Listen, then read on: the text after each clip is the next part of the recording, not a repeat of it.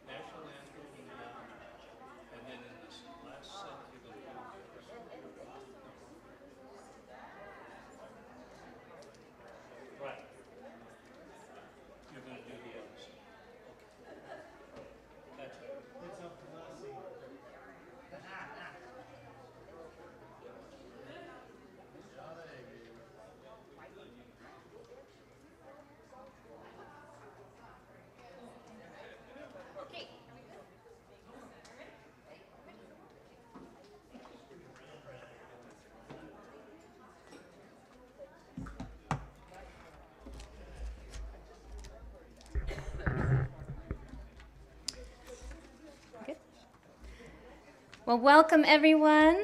If you'd like to take your seats, and before we start with the real fun, I just want to make sure everyone knows, for those who are new here, if you need the restroom during the evening, it's just down this breezeway and to the left. And otherwise, just feel free to, kind of come and go and be informal. And I am thrilled to be outside tonight. I can't tell you how long it's been since we've had Vespers actually on the Lanai instead of inside the sanctuary due to weather. So you've brought some good mana here tonight. So anyways, yes, welcome. My name is Melody Heidel. I'm the Vespers coordinator. And we're really glad to be here tonight for a very, very special Vespers. Normally, my welcoming introduction would be really brief, but I feel a need this month to set the stage a bit more for who we're welcoming, for what we'll hear, and how we can act upon tonight's offering. For just as we normally come together in a sense of joyful community, it is equally and perhaps more important to come together in difficult times, to acknowledge one's pain, to share in our grief, and to uplift one another both near and far. Joining us tonight are members of Hawaii's local Ukrainian community who have called Hawaii home for many years. Some grew up in the Ukraine, others are descendants, all have close family and friends still in the country, suffering from the ongoing Russian occupation and war. Through the local group Hawaii Stands with Ukraine, I reached out to see if we could lend our support by featuring creative members of their community here tonight at Vespers on the Lanai. I'd like to recognize and thank the group's leader, Elena Raud, who's sitting over here at the table, for welcoming my inquiry, for connecting me with tonight's artists, and for her honest sharing of the pain that these expats feel, of the dire situation facing their friends and family back home, and the atrocities they have witnessed, and the urgent need for both emotional and tangible relief and support. And as I've heard Elena say more than once, these girls need hugs. I give them hugs. Elena, could you please come up and say a few words?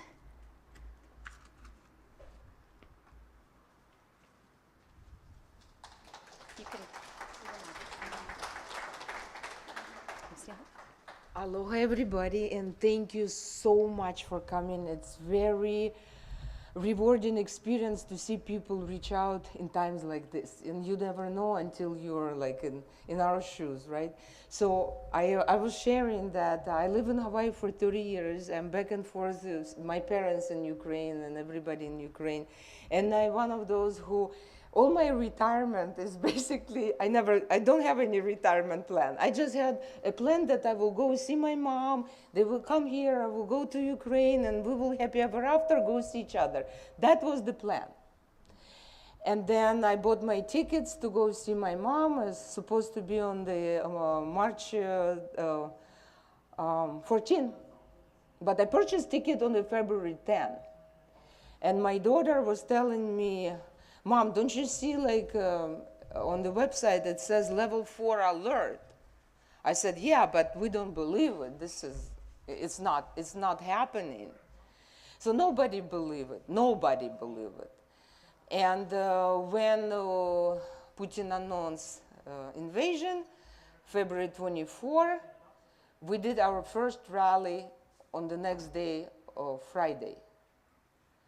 And we had this, community of girls. We came together back in 2014 when Russia invaded Ukraine and took Crimea, and then Donbass happened.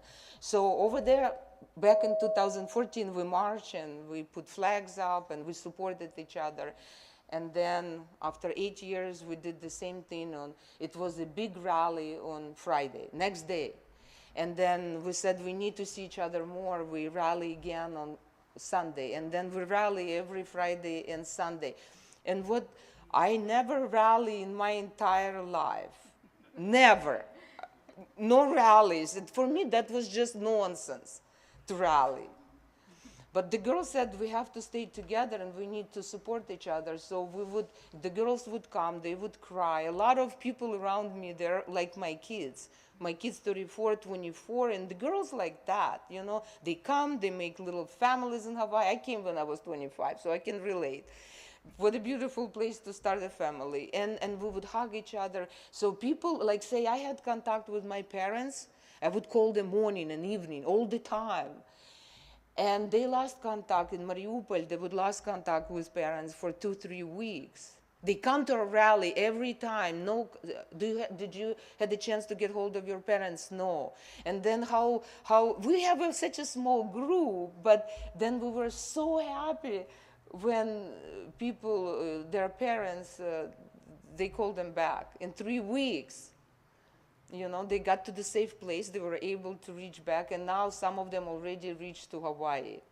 You know, we're still a very small community, but we decided through Hope for Life, we will pull out all the good energy, all the talent. We do rally.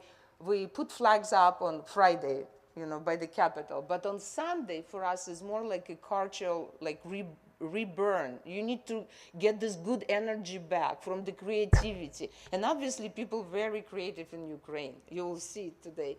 And on this coming Sunday, Magic Island. I'm telling you, it's amazing. That experience is rewarding, and it's amazing when girls come and they bring all these different talents. So Magic Island by the lagoon, huge banyan tree on the right. It's very, whatever girls create, I said, go do it. Let's do program. And that's what we do on Sunday. We rejuvenate. So welcome to our talented 2 Ukrainians girl here today. And if you would wish to pull yourself from Kailua to Alamana, a little bit drive, like maybe 15 minutes, you will get a different experience. You come a little bit early. I come like at 9:30, I park, more parking at 9:30. You walk to the street, you talk to girls, you hear the story. It's way more powerful and rewarding, I'm telling you, than watching the news. News, very horrible, they put you down. But what we all need is the energy to pull ourselves up for the hope, because kids watching you very closely. I have a granddaughter, and I want world to be much better for that girl. She just newly born, right? She will be 1 year old in 1 month. So my dream, so my drive to give hope for all these young 30 years old around me, and they have these little kids, and I want them to have that hope. And I really appreciate this wonderful group of people. I know only big heart could bring you here on Friday evening. So let's enjoy the show, and I see you on Sunday.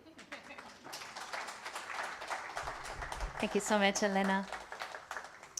Now, before we start with the talent, I'd like to acknowledge also the immediate and deeply supportive response shown to Ukrainian refugees by the neighboring towns and residents of Poland, who took fleeing Ukrainians into their homes and hearts and country even before these efforts were made official by the Polish government. One such town is Przemyśl. I hope I'm saying that right, Anya. Did I do okay? Okay. I'd like to welcome tonight an old friend of mine from there, Anya Hawajska, whose last name means Hawaii. I love that. She's meant to be here. Anya has lived here in Hawaii for more than 20 years. She shared with me recently how proud she is of her hometown and her friends and family there for the kindness and aloha they continue to show fleeing Ukrainians. Anya, thank you for being here tonight and for bringing that loving spirit of your homeland to our evening together.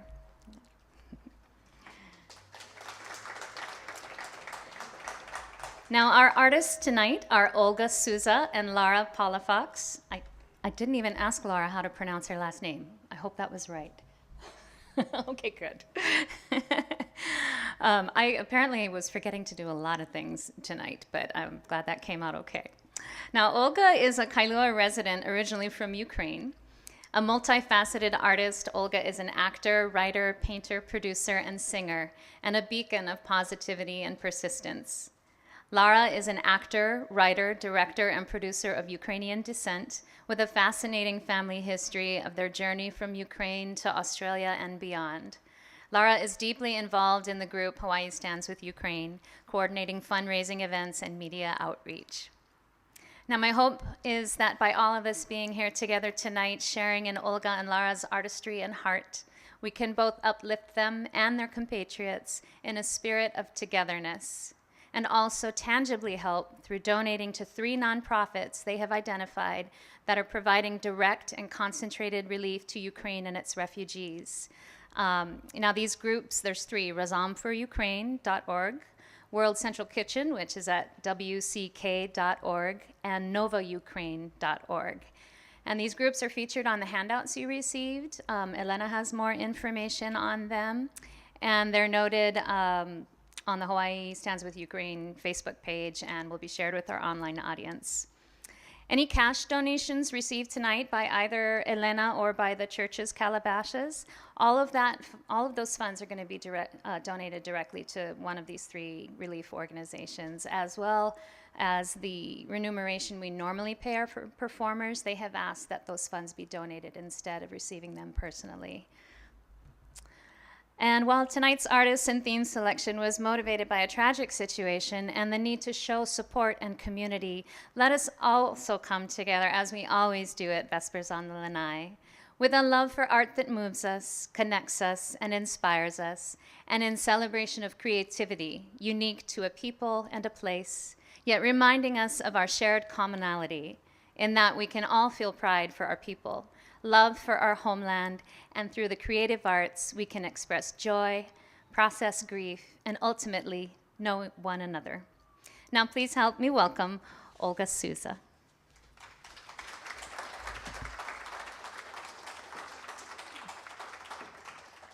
Thank you.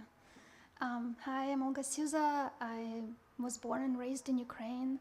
I left Ukraine when I was 21 years old to come to America, to live an American dream. I always wanted to be an actress, although I'm extremely shy, as you can see.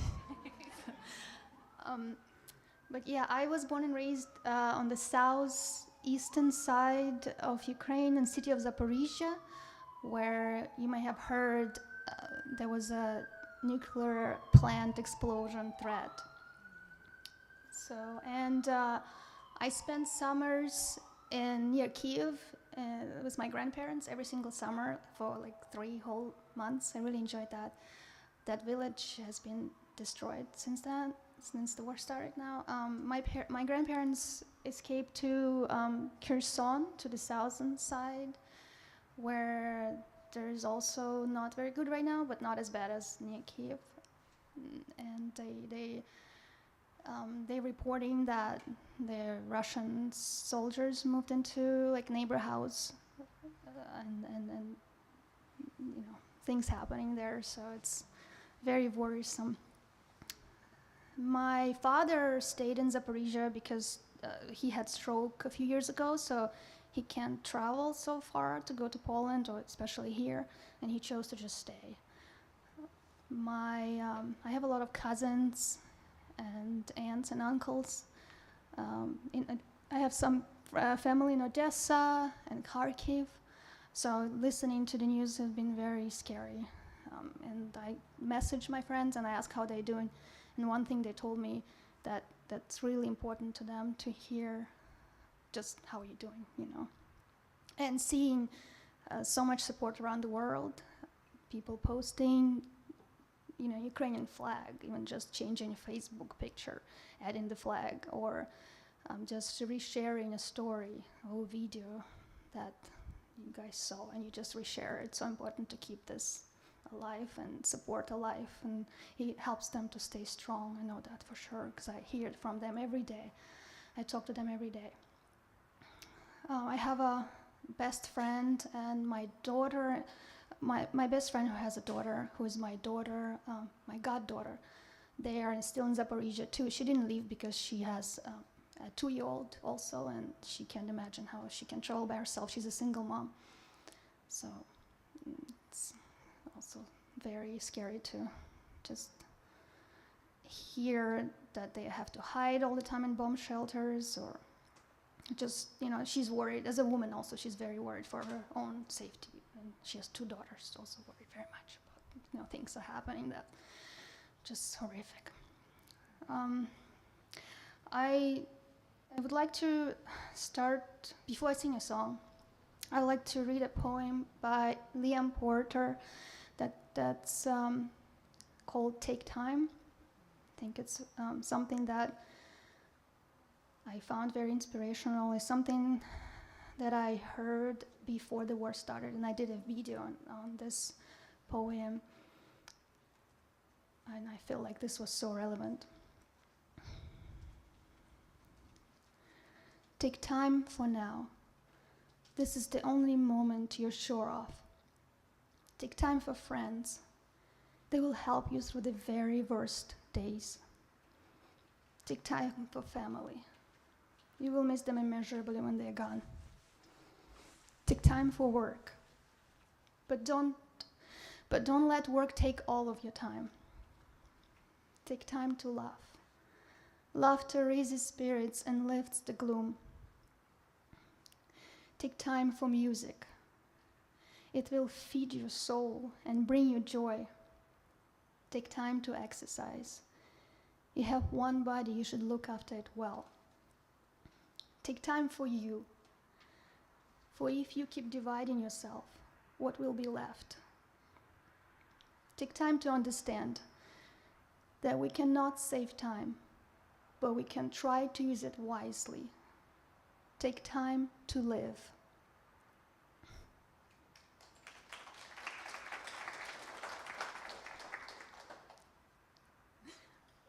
I'm asking one of my daughters to take my phone because she wanted to take a video of me when I sing. This is my first time doing a live performance and singing live. I started taking singing lessons about 2 years ago because it was my dream to sing, but I'm just very nervous and acting in front of camera and doing several takes and preparing beforehand and knowing the script is just different than standing in front of you here and doing whatever. So I will be singing Ukrainian national anthem.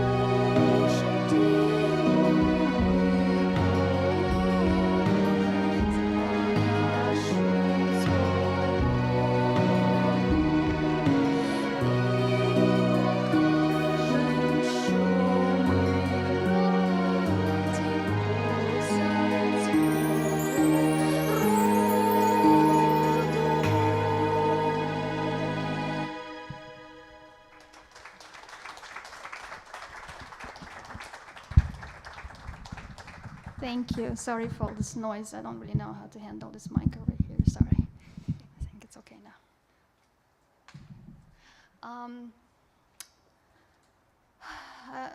I wanted to share a story I forgot before too, in the beginning. My brother, who is resident of America and lived here for 3 years, about 2 days before the war started, he flew to Ukraine because he has a wife there that's been waiting for her immigration visa for almost 3 years. It was supposed to be 1 year, but then things happened, COVID and everything too. So he went there, and we were all very worried about him. My mom was worried sick about him too.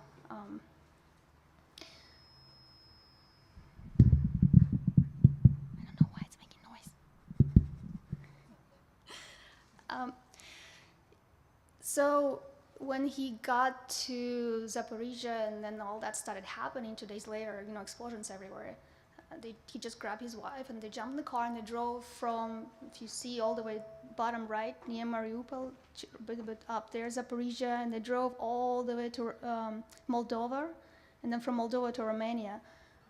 And just as we talked on the phone, I said, wow, so nobody's talking about COVID, what happened to COVID?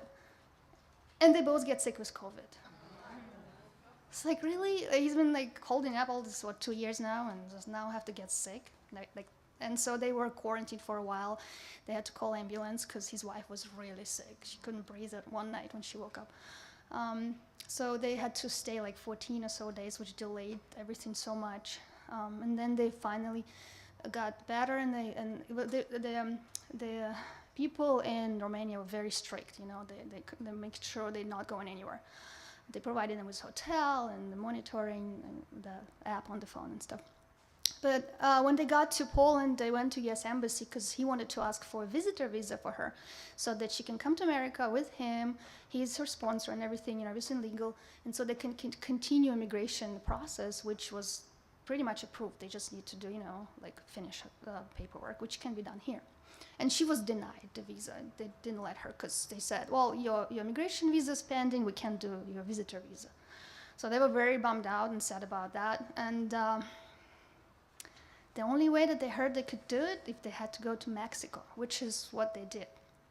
But he had to send her alone to Mexico. She flew through Panama 2 days ago.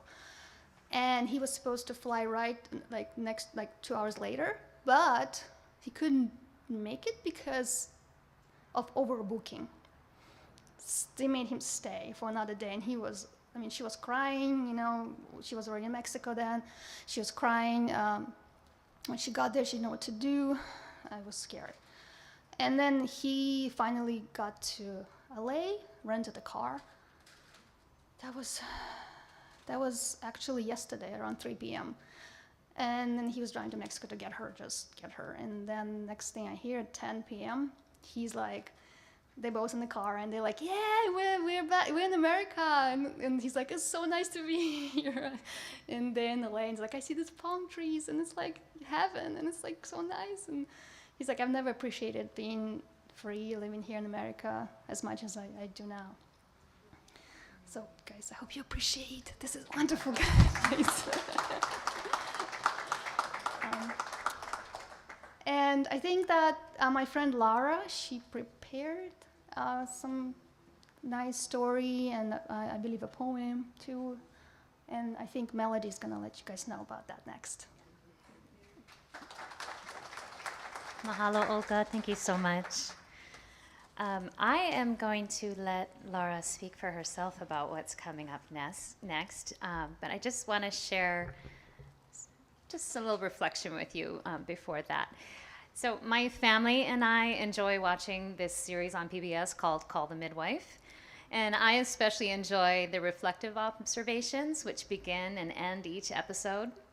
And in airing a couple weeks ago, the narrator, Vanessa Redgrave, delivered the following words.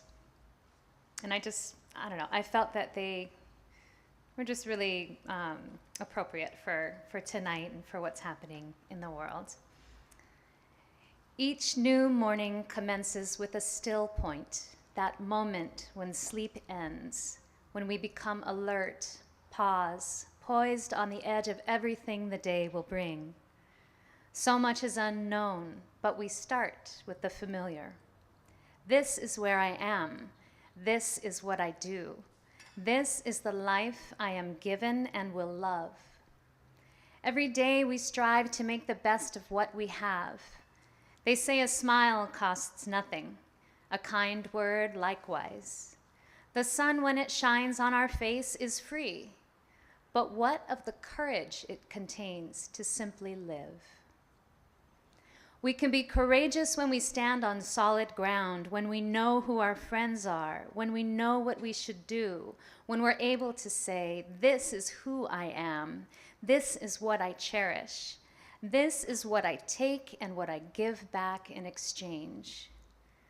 Sometimes we can choose our paths. Sometimes our only choice is how we make our journey, alone and resolute, or trusting in those who can uphold and guide us.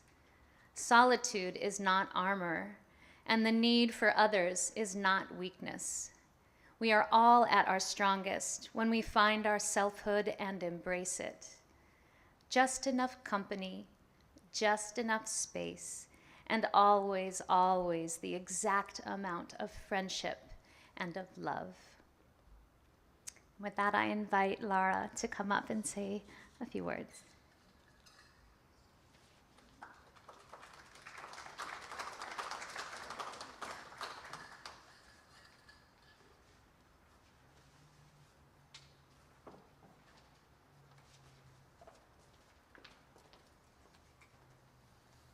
Good evening, everyone. Can you all hear me? That's better. Yeah, sorry for the delay. I actually forgot to eat tonight, so I was feeling a little shaky, and so excuse me. So as you know, my name is Lara Palafox, and actually my maiden name is Doroshenko. And that's my connection to Ukraine. That's my father's name.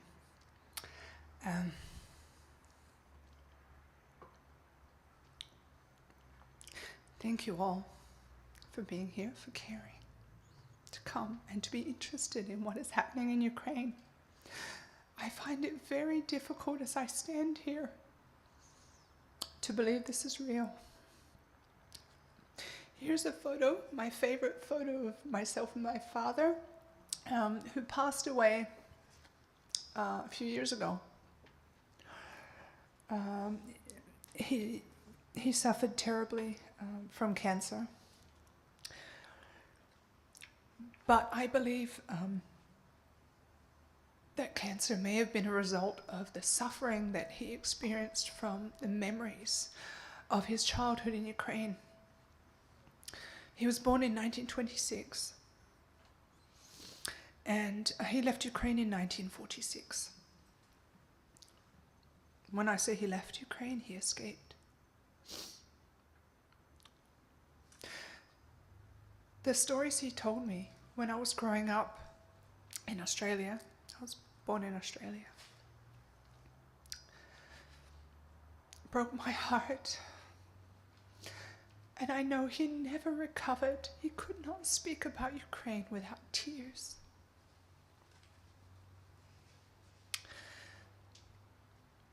He told me of the genocide. He told me of the starvation. He told me how, as a little boy, when they had no food, and he had to go to the coal miners coming out and beg for a scrap of food. And he told me a story of one time the coal miners were sitting around their little shack where they ate their meal, and he'd been hiding under there. It was freezing cold. He had no shoes on. And somebody saw him, and he was scared. He thought they were going to do something to him, but they said, no, come inside. And he came inside, and this man sat him down at the table where all of the other, Ukrainian coal miners were sitting, having their soup. He put a bowl in front of my father, and he said, hey, everybody, one spoonful. And he passed the bowl around, and each of the coal miners put a spoon of soup into my father's bowl. He said it was the best meal he ever had.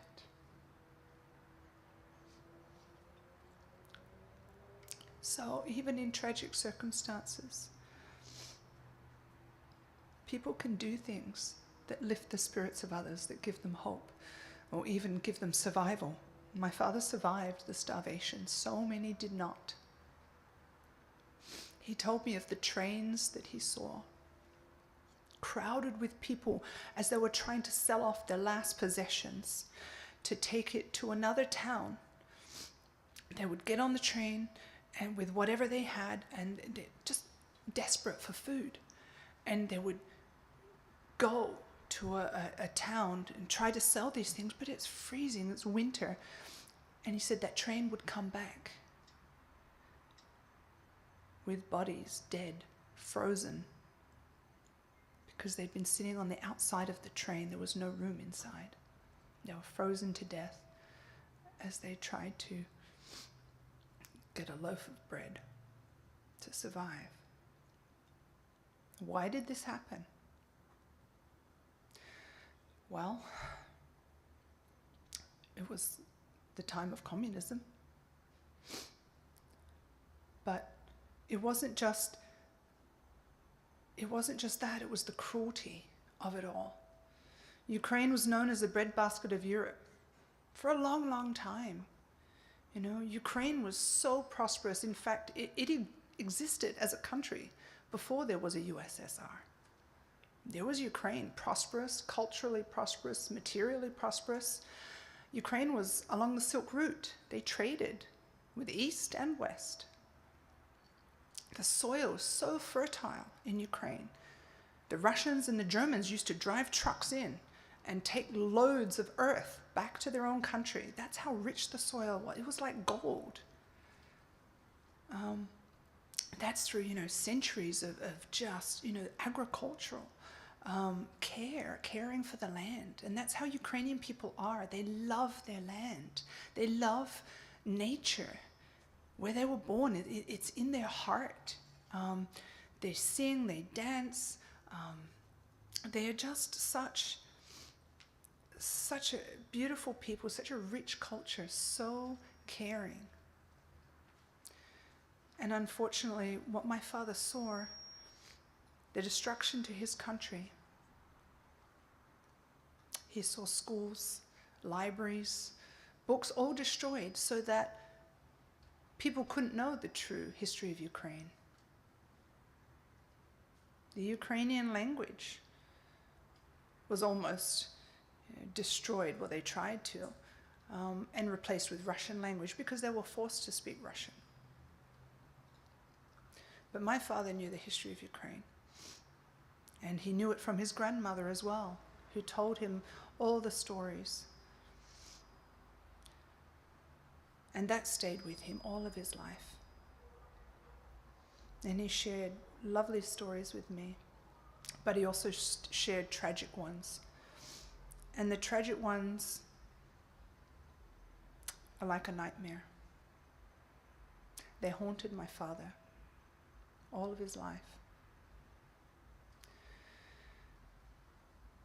And I never would have thought that it would happen again.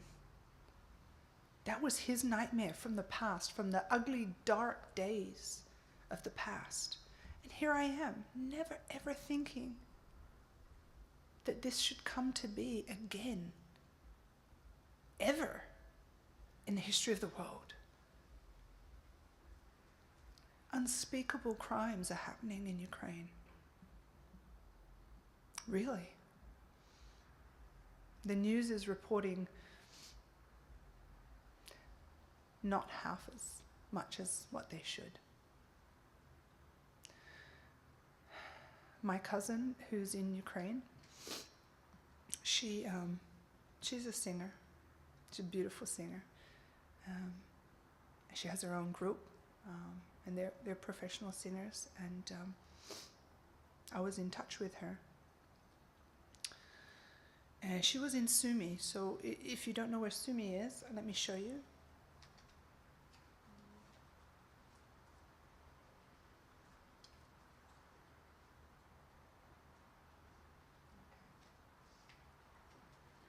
So as you can see, Sumy is right next to the Russian border. And on one phone call with her, she was crying. And she said, we're surrounded. We're being bombed. The Russians have captured Sumy. And we're terrified because they talked about a corridor of escape for us, but they're killing civilians. So how do I know if I try to get in a car and go, how do I know I won't be killed? My daughter, my mother, my grandmother. So we're waiting and hoping that there will be a legitimate corridor opening up, because some people who tried to flee already have been killed. So actually the next day, I was in contact with her again, and she said, you know, they've just opened up a corridor. I have to go. And I didn't hear from her for several days, and I was so worried. But she's okay. She's over in Venezia right now, over here. So she's still in Ukraine because she doesn't want to leave her son and her husband, who cannot leave Ukraine.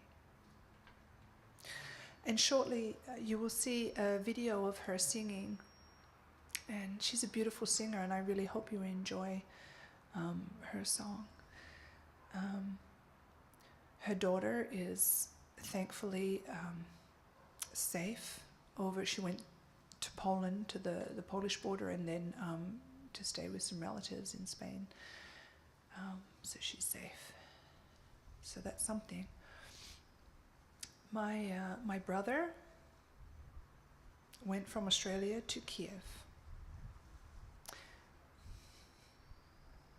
because he could not stand by. He wanted to help. And he's actually been to Ukraine before. He was there in 2014 when they had the uprising in Maidan Square in Kiev. And he has journalist credentials, and he was taking photographs, video. He was speaking to the international press. He was interviewed, and he continued to stay there and tell everybody what was happening, because he believed that the news reports weren't doing justice to what was happening. And what was happening was Crimea, and in the eastern part, the eastern border where Donetsk is. So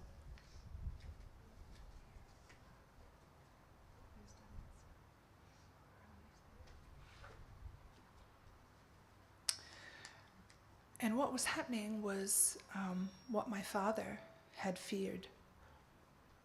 Didn't really think it might happen, but was fearful. Because Ukraine has a long history of, well, it's hard to explain, but it's as though Ukraine has been independent on paper, but not in reality. Russia has controlled trade with Ukraine and who Ukraine can trade with. And in fact, that's what caused the 2014 uprising. I don't know if you know, but when the president of the time, of Ukraine president, backed out of a trade agreement with Europe. And this was because of pressure from Russia. Because Russia does not want Ukraine to trade freely.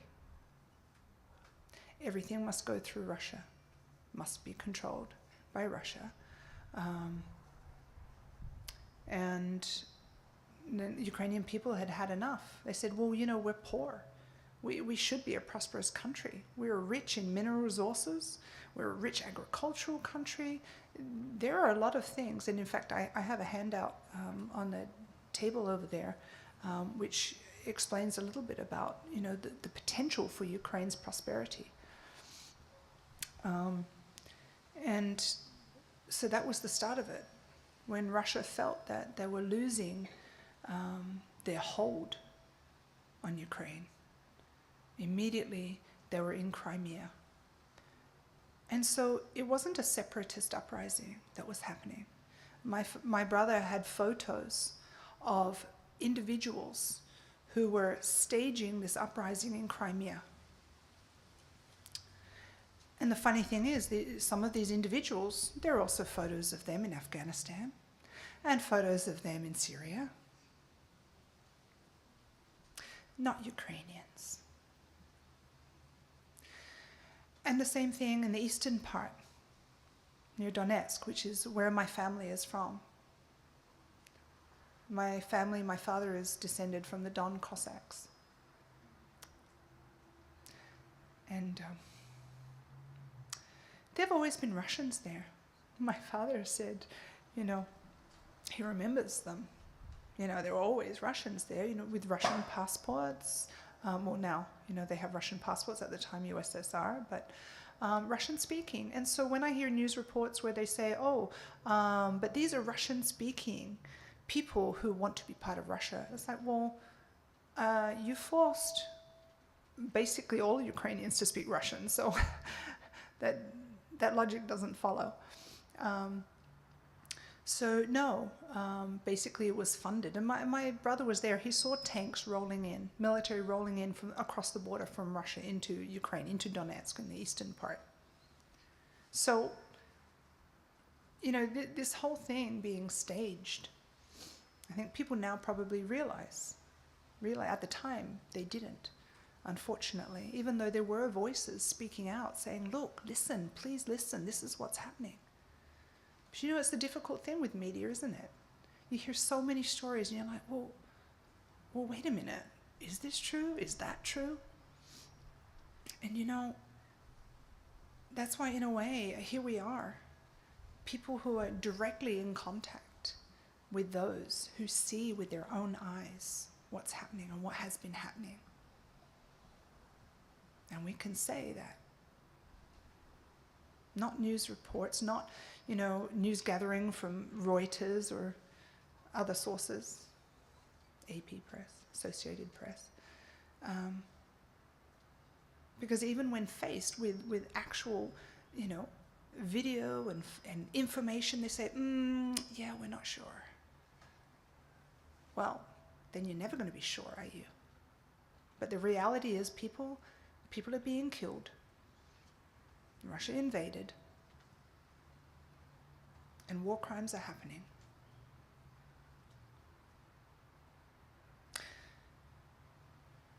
And speaking of war crimes, I guess you've heard of what's happened in Bucha? Yeah. And apparently some people are claiming, oh yes, this is staged. These bodies are actors lying on the ground. Like, of course, there's a lot of evidence to show that that's not true. So, thank God for that. In fact, there's somebody in our group, a psychologist, and she got out of Ukraine recently. And her colleague, who is still in Ukraine, who is trying to help some of those little girls who survived, seeing their parents murdered in front of them. And I don't know if this is too hard for you all to hear, but you know what the soldiers did to those little girls, some of them 6 years old.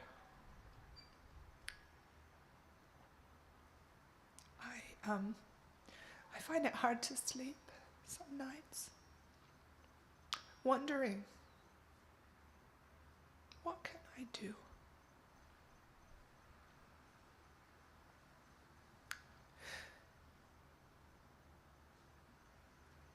Well, I'm here and you're here, and there are things we can do.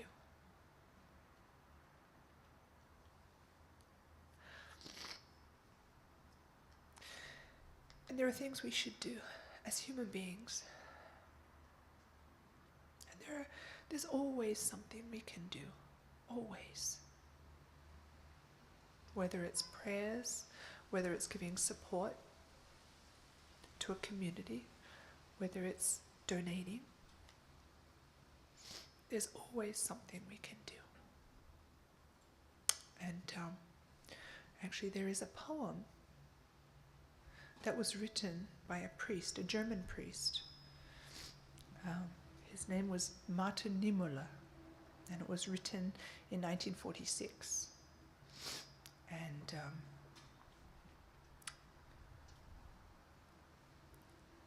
he had actually been supportive of Hitler initially.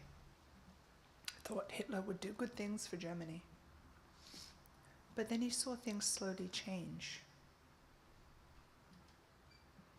And he regretted his support. And he regretted waiting to do anything, to say anything. And eventually he did. And then he got imprisoned in Dachau for many years. But he survived. And the poem is called First They Came. Excuse me, I probably need a tissue. Does anybody have? Oh, thank you. Thank you. Okay. Just stay here. Excuse me. Okay. Excuse me. Could you? Thank you.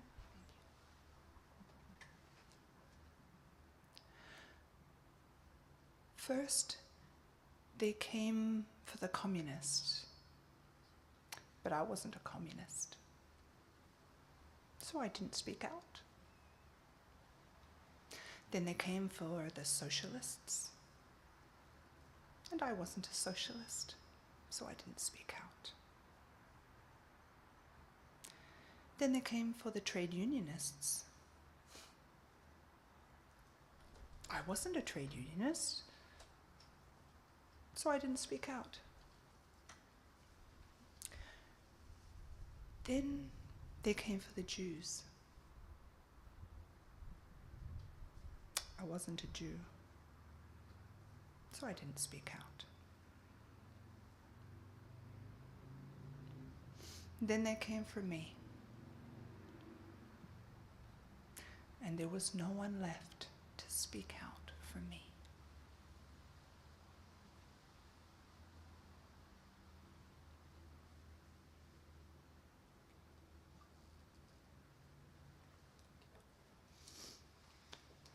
And that's it. It's a short poem, but it says so much. So here we are, speaking out. And as Elena mentioned earlier, we have a rally on Fridays and a rally on Sundays. And the rally on Friday at the Capitol, actually it's a small rally. We're hoping to grow it more. But from 4 to 6, being there at the Capitol and seeing all the oncoming traffic and just holding out signs so that people have awareness. We're speaking out. We're saying, look at what's happening. And hoping that somehow that will build a momentum. In fact, I was holding one sign on a Friday that said, boycott Hyatt and Subway. And stop giving dollars to Putin. Because essentially that's what it is. That's what we do. We vote with our money.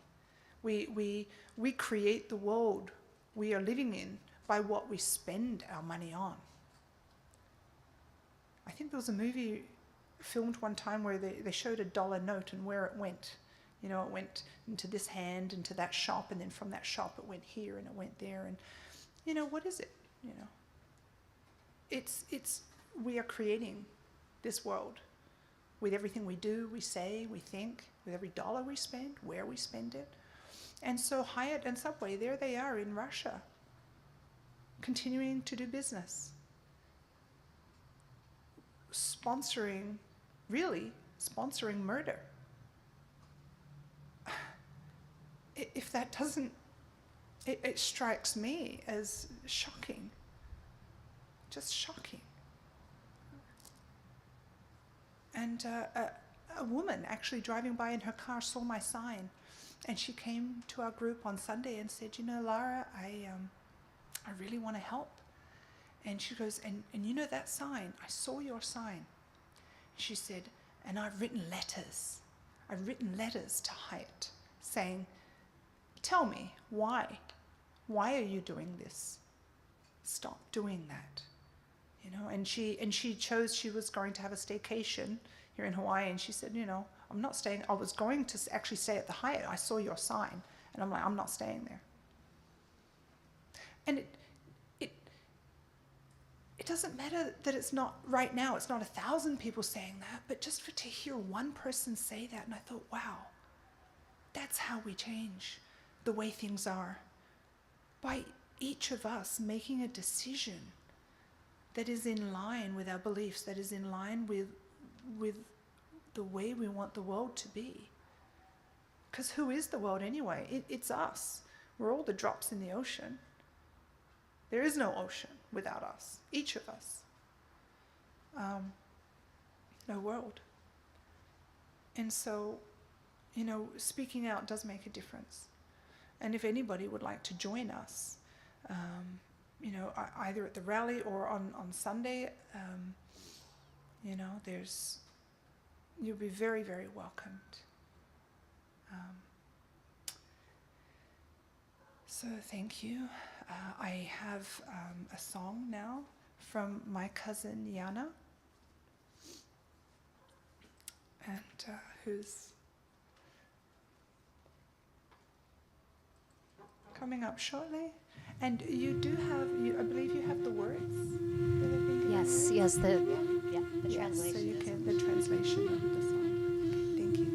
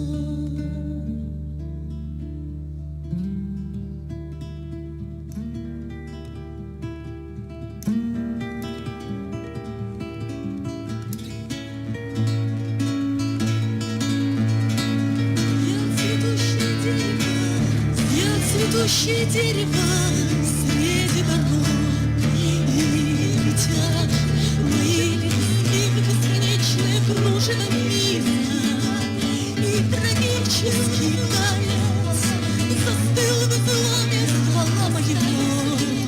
Я врастаю все крепче вглубь в эти камни и пепел, и от хор орудий и песен, речей и поэм я храню в сердце крону своем, границу безмолвия. И моя светлая птица скорее здесь дозрит гнездо, свито гнездо твоему чувству, одиночеству.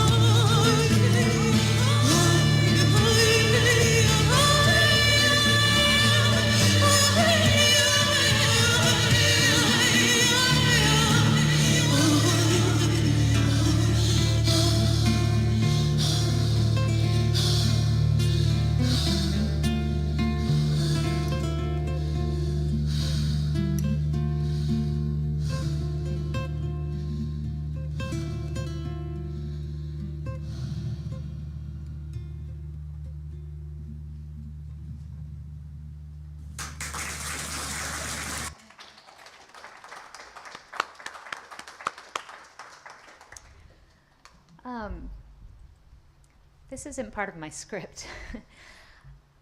I know I want to recognize that tonight's Vespers content and format are really, really different from what we've been doing for 6 years. And I just want to acknowledge that, and also just listening to Lara and Olga share what they've been going through and what their family and friends are going through. And I know we're used to hearing more music here, and my goodness, your cousin Yana, she's so talented. And Olga, it was just really wonderful to have you lead us in the anthem. But think about the courage and the vulnerability it's taken these women and Elena to talk about what they've shared with us tonight. Just to be able to get the words out, first of all, but to just bear themselves so deeply.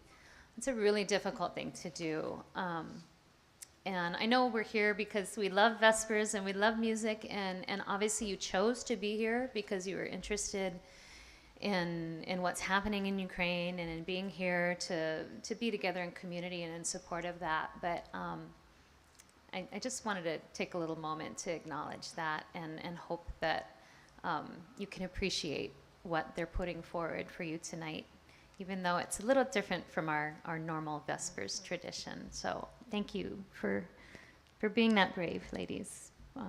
Really appreciate your time and your heart and your honesty with us. I had prepared a little bit of something to share with you about an earlier Ukrainian community here in Hawaii. I'm going to cut that short because I want to make sure that we have time to hear from Olga again.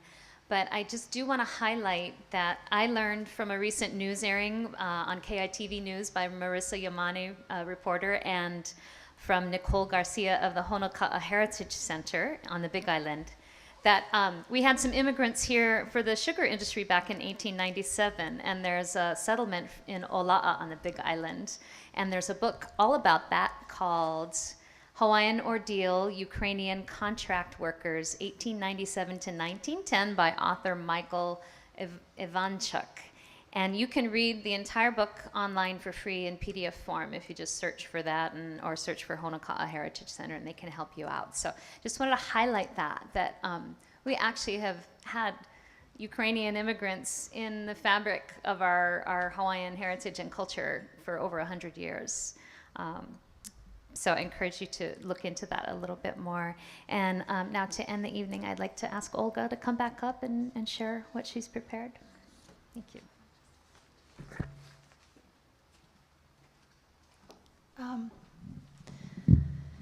Wow, that song just really shot through the heart. I would like to sing just one more song.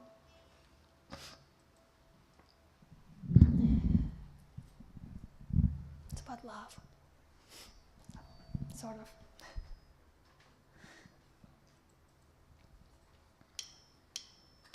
Oh, dear clarity, please come. Show me what has just begun.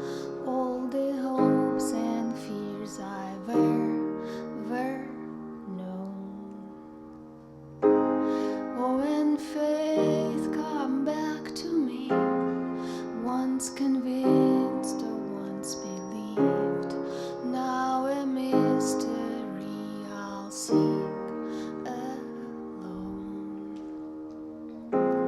If I've learned anything at all about this life, it's the things that scare you the most that are always worth the time. Patience, hold me, let me feel this lonely. The things that scare me the most that I know I need. That's a different song. The other song is supposed to be about love. This song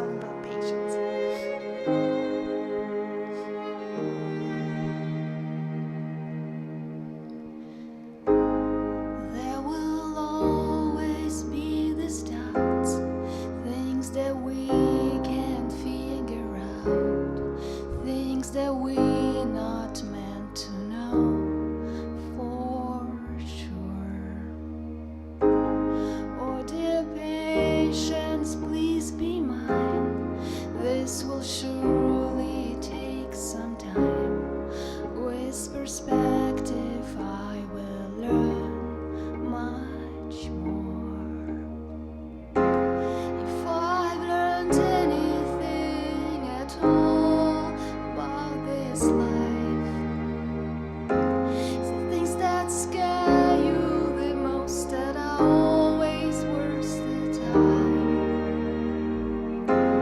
Patience, hold me, let me feel this lonely. Things that scare me the most that I know I need.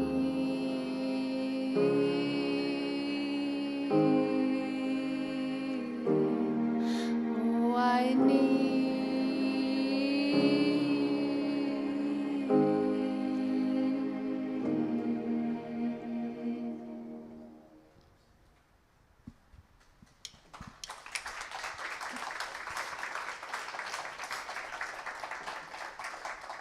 Thank you.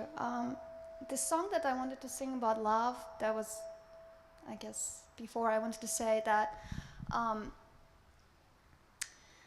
the current president of Ukraine that I know as Vova Zelensky, he was my good friend. We were born and raised in the same area. And he was my first love, I guess, because he, yeah, we were friends, but I loved him secretly. I just didn't want to ruin friendship, and he kind of had interest in another girl that he's married now too, so. Yeah, I have pictures, but I forgot to bring them. So, yeah, so this song is about somebody that I loved, and I'm thankful that we didn't go anywhere, and I like that we're not in love with each other, I guess. So that's the second one that I like. Oh, no, not that one. The second one was Ocean, and you will see the lyrics on screen. Translation.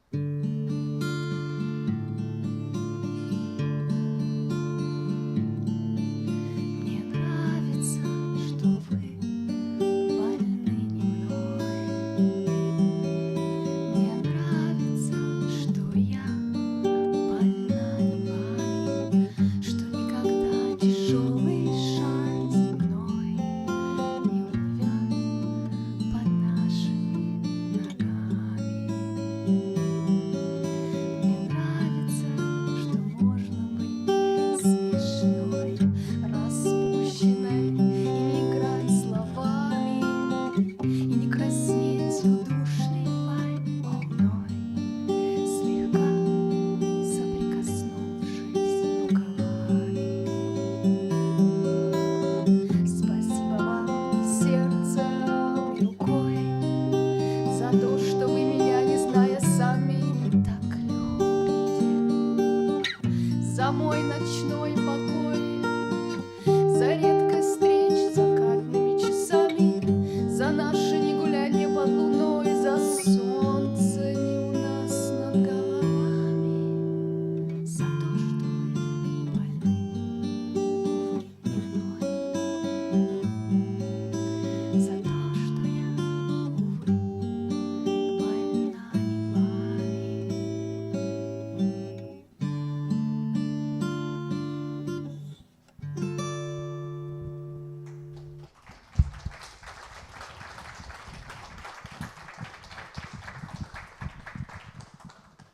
And that's all. That's all. Thank you so much, Olga. You know, I don't know if Olga mentioned it, but correct me if I'm wrong. I'm pretty sure she shared with me earlier tonight that she's never sung in public before. So, yeah, thank you so much. So again, thank you all for coming, and thank you to Olga and Lara and Elena for bringing your culture and your story here tonight. And I hope that everyone takes a little bit of time to just visit as you exit, to visit the tables, donate if you like, pick up some information. Laura had also planned to do a little bit of Q&A, question and answer during her time, but so if you'd like to ask some questions of her, she'll be around to talk story afterwards, so feel free to approach her. But just thank you for being here and for showing your support. And whether it's through kind words or a smile or a hug or your donations to Ukrainian relief, just let your support extend beyond tonight. And in the words of a Ukrainian friend shared by a Peace Corps volunteer from Kaneohe during a recent gathering of the Sunrise Foundation, I end with, "In the morning, Ukraine, let's smile in the morning." And good night. Did you want to say anything? Oh, sorry. One more thing from Laura.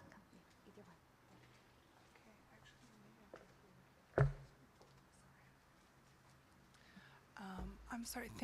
Thank you so much. Am I not on? Oh, just a second, Laura. Okay. Let him turn you on. Okay. Yeah. Okay, I'm on. All right. Look.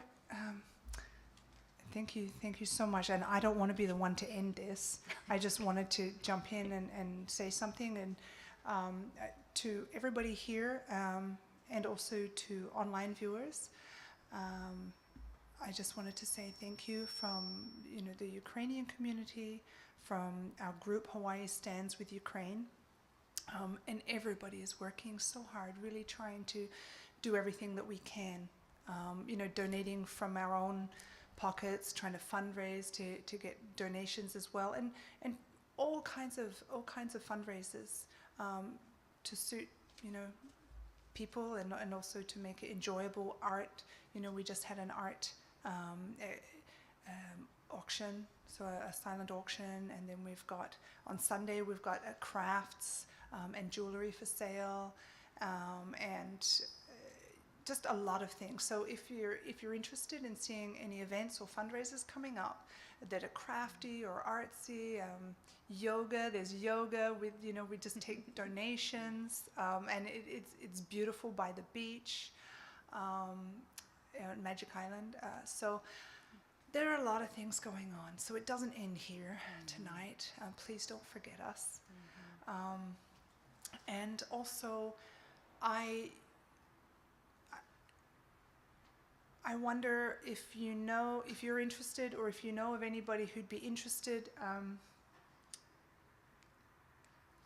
I have these diamond earrings, which I really don't need. They're valued at $5,500. I just had them valued. I've got the certificate of value for them, and I'd like to sell them and donate 100% of the proceeds to Ukraine. So if you know anybody who would like these, they're beautiful, they'll suit anybody.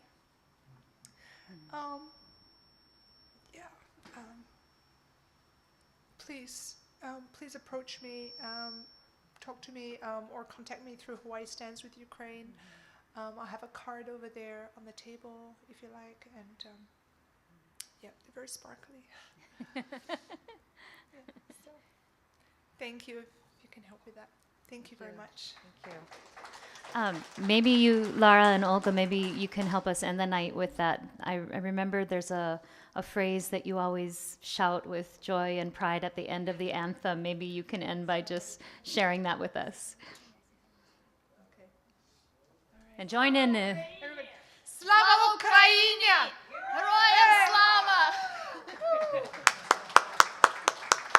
Good night, everyone. Thank you.